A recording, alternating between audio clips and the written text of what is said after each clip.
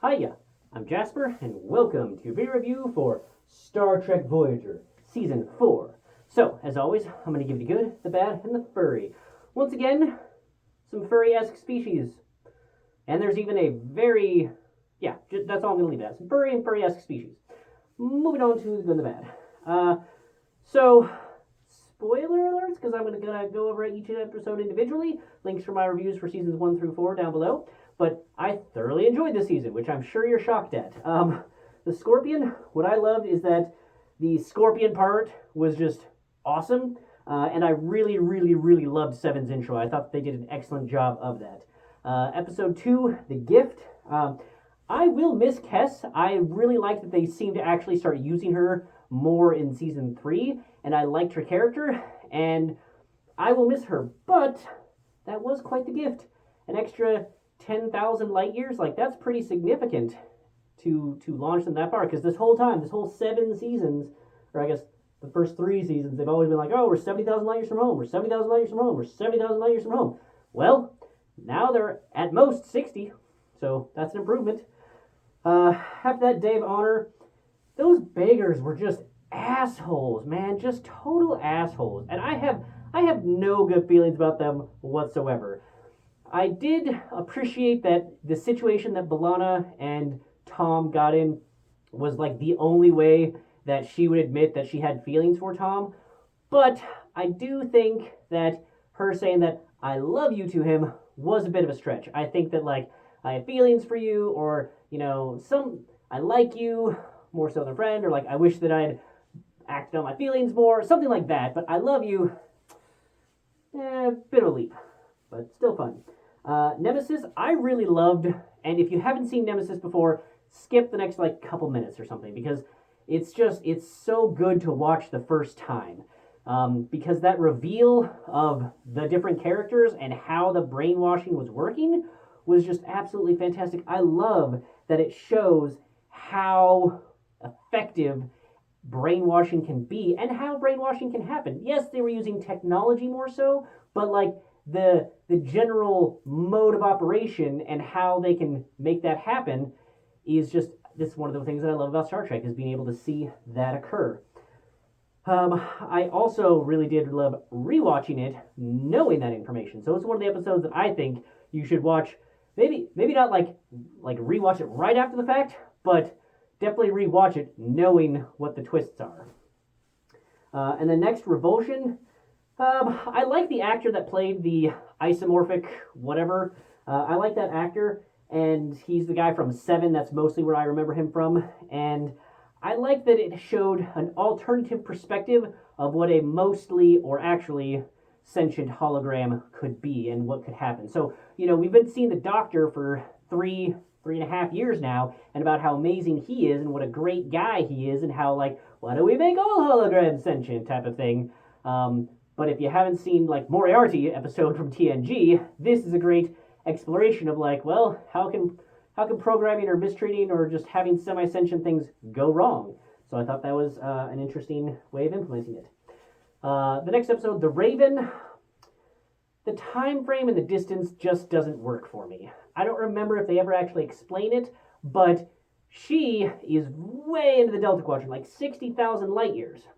And she is at most like 4 years old, but there was a record of her in the Starfleet database, how her parents had just headed off into the Delta Quadrant, never to be seen again. So how did they get from the edge of at most the Alpha Quadrant to 60,000 light years away while she is still like old enough where they had the same actress's picture for like the, oh, you're Annika Hansen thing. So that time frame didn't really work for me. Yeah, you could be like, oh, they found a wormhole or whatever. But the other thing that doesn't work for me is that, Seven's been assimilated by Borg for the past, 20-ish years, given her age then, age now type of thing. But the whole thing with Q in one of the earliest episodes of The Next Generation was that, like, Q introduced us to the Borg 20 years earlier, however many years early. It's like, but the Borg already knew about us because they assimilated Annika Hansen's parents. So they already knew of vast swaths of civilization in this quadrant having, bipedal, relatively advanced species and technology that they could go assimilate. So it messes up the timeline a little bit, but still, I did appreciate getting more of Seven's backstory. The next episode being the scientific method. It's a clumsy animal testing analogy. Like I felt it was a bit heavy-handed to be like, oh, you're just animals to us, and we're testing on you, and we'll solve thousands of things or whatever. I felt it was a bit clumsy in the implementation. It did remind me of the TNG episode where all of those things were coming out of the various people and like testing them or like getting them. And I don't think it was the episode where they all got addicted to a game. I think it was just like a separate episode where like somebody was like drinking from somebody's head or something. It reminded me of that episode, but what I will say is what really saved this episode for me is just seeing Janeway at her limit. Them describing all the things they had done to her and how well she was holding together, but just how she was just like, fuck it, I'm gonna take everybody to this like binary pulsar, like y'all getting fucked. Like you either release us or you go die with us. Like I am done. I am just done. So I loved seeing her at her limit. It was so good. Next is probably my two favorite episodes in the whole show, The Year of Hell. The Year of Hell being a two-parter was absolutely necessary. I loved the main actor from it. I thought that he did a fantastic job, the guest actor. And then I really loved that they gave it time to breathe, to really explore, like, what happens when you take out a single asteroid? What happens when you take out a species? Like, how can that vastly affect this entire sector? And I thought that was really, really worth it, and they took that time. And I appreciated that they did the good thing of, for the story anyway, abducting Paris and Chakotay and having one of them be like, no, this will never ever be okay. And then Chakotay being like, we got to make the best of this. And like, he does make some good points. Let's try to, since we have to implement this somehow, let's see if we can help him in such a way to take out the least number of people. And then as what happens with anybody who's, having this Jonah and the white whale type thing from Moby Dick, like, yeah, you eventually see a bit of the crazy and how, like, nothing will ever be good enough, and yeah, Chakotay eventually comes around because he's a good guy, he's got to see that this guy's a Michael crazy guy, but I really liked that. And I still like that they still gave it a happy ending. Some people, and I don't know who, might be annoyed that at the end of Year of Hell, it's just back to the beginning, and they're like, oh, this area is in dispute, good luck. Some people may hate that, but they referenced Year of Hell, like, last season with Kes when she was an old person, and they had it here, and how they actually somehow managed to implement, yeah, it wasn't quite a year, but how they implemented it in a believable way, and I just like that. But I do think it conflicts a little bit with a season 5 episode where she just gives up hope because it's dark outside. But these two episodes are really awesome. And then random thoughts. The premise is just, I get that they're trying to have a sci-fi premise here, but it does not work. Having a black market for thoughts, like anybody can really think of bad things. Like you can think of like a baby in a microwave right now. You can think of that without me telling you to think of it. And in fact, because I just verbalized it to you, you're probably thinking of it right now. Sorry, but that's how thoughts work. So trying to have a black market for thoughts, it does not work for me at all. So I didn't care for that. It just didn't work. So moving on to Concerning Flight, Jonathan Rhys-Davies, always a win. Gimli, amazing, loved it. I love that they have him in here, and this is such a better thing for her than the like, oh, I'm a governess, I'm from The Sound of Music. Like, no, you are a scientific thinker, so we know you're going to be doing like little puzzles in your spare time. So this was a much better thing for that, and I like seeing him again. And I did think that they stole a bit too many things in that short amount of time, and what they were able to steal it strained the believability, but still fun. Also, hey, I guess they're in a part of space that has transporters, because the Kazon part, they were like, what is this transporter thing? So now they're in an area where they have like superpowered steely transporters, so that's fun to see, traveling to different areas. Next being Mortal Coil. I love a good Neelix episode. I love Neelix, and I love a good Neelix episode. And this was definitely a good Neelix episode. And I thought that it was awesome to have such a happy character to have his face shaken. And I think that was an important thing, because if you'd taken, like, B'Elanna, who doesn't really have faith, or, I don't know, just some more serious character, like having them have this serious thing might not have had as much impact as a guy who's otherwise very jovial and what appears to be carefree because of his faith, and like it's not really played a factor all that much that you've noticed, and now all of a sudden you realize just how much his faith plays a factor for him. And I thought that was fun to see how that does. Also, it does show that suicide is not the answer. But also, I'm just going to point out, and I think somebody pointed out in the episode, but like, the reason to come you didn't see your afterlife is because you weren't dead in a way that they couldn't bring you back. If you were dead and not coming back, yeah, maybe you would have seen your afterlife. But your afterlife entity or entities knew that you were still savable, and thus, that's why you didn't see it. So, very easily explanation. So, moving on from there to the next episode, which is Waking Moments. I love me a good Chakotay episode. A good Chakotay episode is so much fun.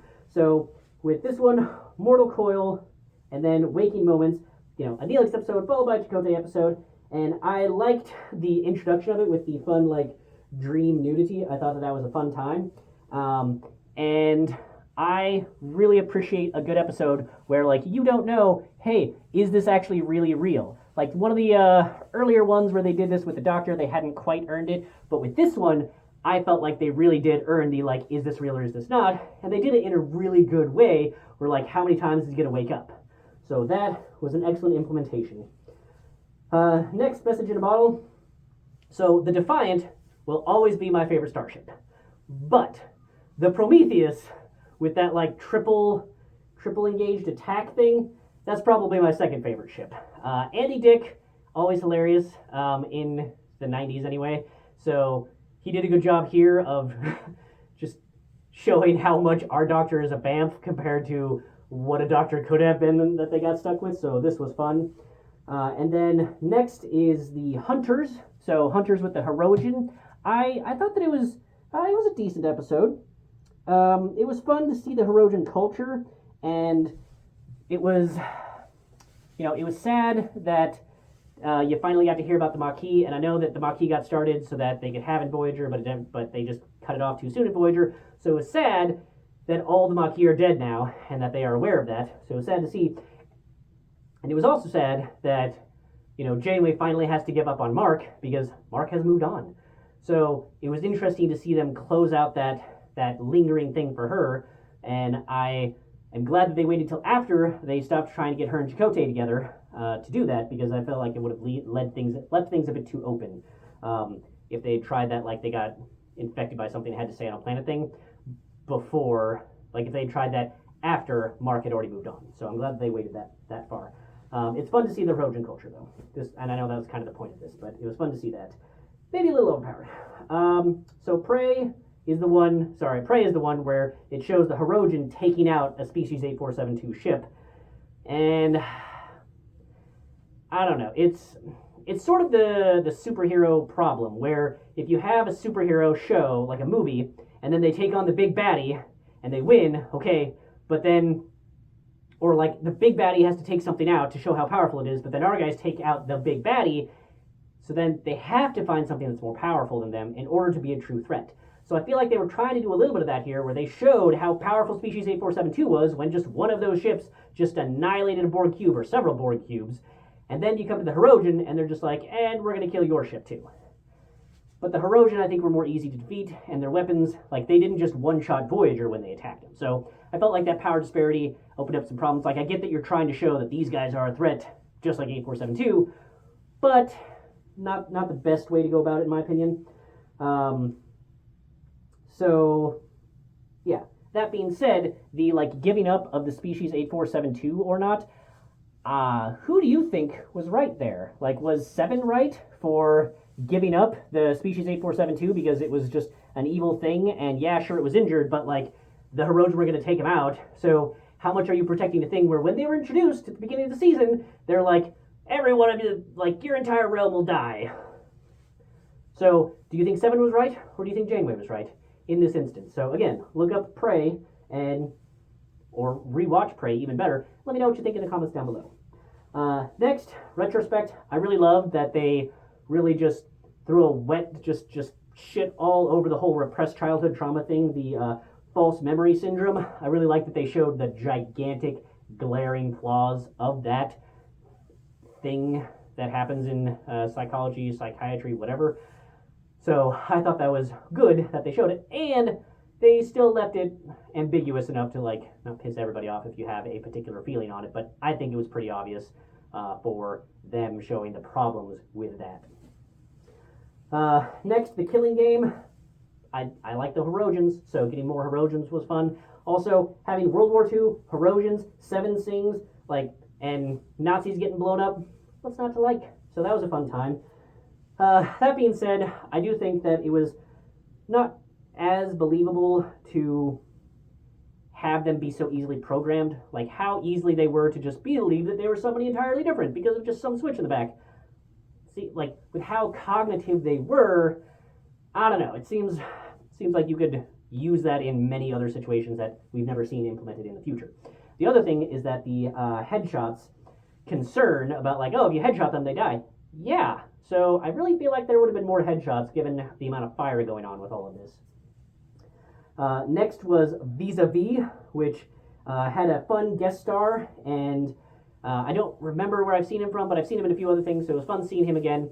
And then it did have a bit too much regression by Tom, in my opinion. Like, he regressed as a character in this episode quite a bit, but the payoff for it at the end, I think was good enough to warrant them being like, hey, we know he needs to progress, but like, just go with us for this episode, and we'll make it worth your while. So they did a good job there.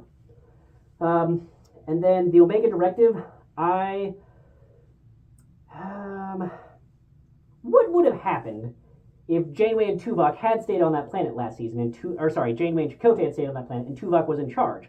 He wouldn't know what the fuck the Omega Directive was. Would his command codes work to get them to be able to continue their journey, or would just the Omega symbol have stopped them forever? Or what if they were in the middle of a firefight and they detected it and they just have to stop? Well, you know, B'Elanna and Harry Kim work their way through whatever main computer problem to try and get around the Omega Directive. So that was a little odd. Maybe not the best, but, you know, I get that they're trying to pump up the importance of this Omega particle. It was fun to see Seven have, like, sort of a religious moment, seeing what they said, like, was the closest to God, like, in terms of particle. So that was pretty neat. Do you think that stopping the research was the right plan because of how destructive it was to their existence, their way of life, or not? Let me know in the comments down below. So those are 2 questions for you so far. The other thing is, this is supposed to be like the most amazing particle that is just so perfect, but also super dangerous, and they transport it. It's not like they put it in a containment field and then shuttlecraft it into the bay. Nope, they're just like, we're going to beam it. But you know how many other things they haven't been able to beam, but they can beam the God particle? It felt like they were like, how do we get it into the cargo bay so that we don't have to use some other set? Beam. So that felt a little lazy. And then Unforgettable. Why would they delete their records of this having occurred? Like, I get that the crew could forget just because of magical, physical, biological reasons, but why make the computer forget? The computer is not biologically inclined to forget. Do you think that Chakotay really would have fallen in love with her twice? I think that's a little hard to believe. I also think their society is really, really dumb to enforce nobody leaving. I feel like that's not great. Not something that I would support ever. So yeah. And then Living Witness was fun because first of all, suddenly the Doctor has a backup device that he's never had before. It's always just like, oh, if this computer system goes down or this panel goes down, you'll be lost forever. But now we suddenly have a backup device that is what he stored on. But whatever. It was fun to see Evil Voyager. I liked how long they played it for before revealing that, like, yeah, this is a reenactment of people who don't understand things. So that was fun. I like seeing, like, super tattooed Chakotay and them all wearing the glasses and the warship Voyager. Like, I bet you they all had a lot of fun on those shooting days, much like how I just imagine Enterprise, the Star Trek Enterprise, had fun on the Mirror Universe days. But it was fun to see that interpretation, and then the like super far in the future thing. Although it did make me a little sad to think about how the Doctor like just lost out on all his friends, and then even after decades had to go, just felt the need to go find them again. So that was a little sad. Demon, it was an okay episode. I think that it has a much better payoff in a future episode, but the episode itself was just kind of okay. I love a good going crazy episode, and this one I felt was, again, far enough in the show that I felt it was deserved, and seeing Seven isolated in what she was doing was fun, especially for somebody, you know, who's used to having a collective So that I thought was a really fun implementation, and they definitely chose the right person, even though the like, oh, we're going to dissolve unless we're in stasis chambers that we're somehow magically able to replicate, but we can't replicate shielding that will protect us. Like, shields don't protect us, but a stasis chamber does somehow. I feel like they kind of glossed over the sciencey reason behind that. So I would have liked a little bit more science on that. And then Hope and Fear. This dude had such misplaced hate. Like, you can't take out the Borg, but you're still pissy, so you're going to blame the people that you can actually do something about, which is just stupid. So you, sir, are stupid for doing that. But that being said, the Dauntless, pretty cool. Not as cool as the Prometheus or the Defiant, but still a pretty cool ship, even though it turned out to be like, a facsimile of a Federation ship. His pants were also really tall, like really high pants, whatever. The other thing that I didn't super enjoy about this episode is that they use the slipstream for his ship to get them back to the Borg. They use their ship with a slipstream to get to them, or to save them, and then get back to where they were and knock, I think, 2 years off their trip or something. But their explanation for why they couldn't continue using the slipstream drive was because, like, that's literally the only explanation. In season 5, there's another episode where they try and get the slipstream drive working, and they're like, oh, we have to use, like, these decaying crystals and this, that, and the other thing, and so it's a one-time, and like, oh. But in this one, they made the slipstream drive work, and then they were like, well, we got another couple years out of it, but then we couldn't use it anymore because it would have damaged our ship. So, yep, that's why we stopped using it and didn't get home. Okay, like, it just... Leave more than 2 seconds at the end to just explain away your introduction of this technology that would have saved everything. So, not... I'm still, it grinds my gears. But, overall, thoroughly enjoyed this season. Even if the season finale explanation at the last 2 minutes wasn't great, the episode itself was fun to see the different technologies and see, like, Voyager really being skeptical, which is especially fun when you think about the season 5 episode, where they're all just immediately convinced of like, oh yeah, this is great. There's nothing to worry about. Let's go home through this wormhole. But more on that in season 5.